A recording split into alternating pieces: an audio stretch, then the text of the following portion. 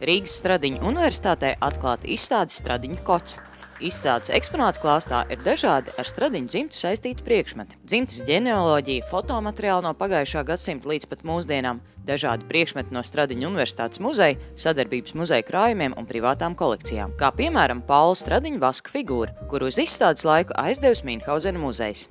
Izstāde Stradiņu kods iecerēta kā stāsts par Stradiņu dzimtu, kuras uzvārds ir arī mūsu augstskolas nosaukumā.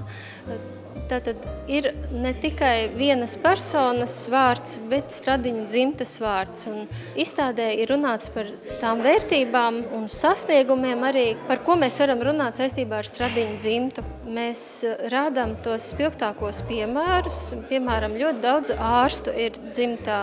Varam minēt šobrīd profesoru Andreju Jērgli, vienu no invazīvās kardioloģijas aizsācējiem Latvijā.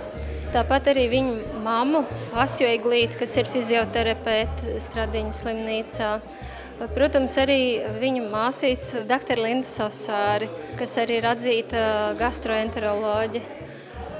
Protams, ka jāmin pats akadēmiķis Jānis Stradiņš, kur arī ir ar fotografiju un dažu priekšmetu palīdzību stāstīts, kas ir viņa sasniegumi, kas ir viņa nopelni. Un, protams, komentāri varbūt ir lieki, ir jānāk jāskatās. Un, šis vārds man šķiet ir zināms ikvienam Latvijas iedzīvotājam. Stradiņu kods. Es lūdzu, lai šo vārdu Stradiņu kods ieliek kods pēdiņās. Jo būtībā tas manā uztverē nav nekāds vienots vēstījums.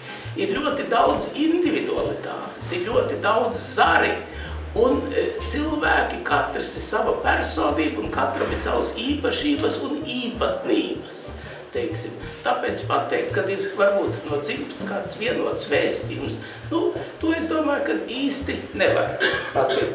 Bet man šodien ir ārkārtīgs prieks redzēt šo ciltskoku un sevišķi to jaunāko daļu, jo būtībā runājot ar visiem, gandrīz tā dzīve ir mūs izsvētījis uz dažādām pusēm. Un tagad es redzu, kā attīstās, kādi māsas bērni, mazbērni un mazmazbērni, kas nāk. Tas viss šeit ir parādīts un pirmoreiz tādā sistematizējumā. Tādā ziņā es gribētu tiešām ļoti pateikties. Izstāde Stradiņu kods ir apskatām līdz 25. martam Rīgas Stradiņu universitātes muzeja izstāžu telpā. Ieeja izstādē ir bez maksas.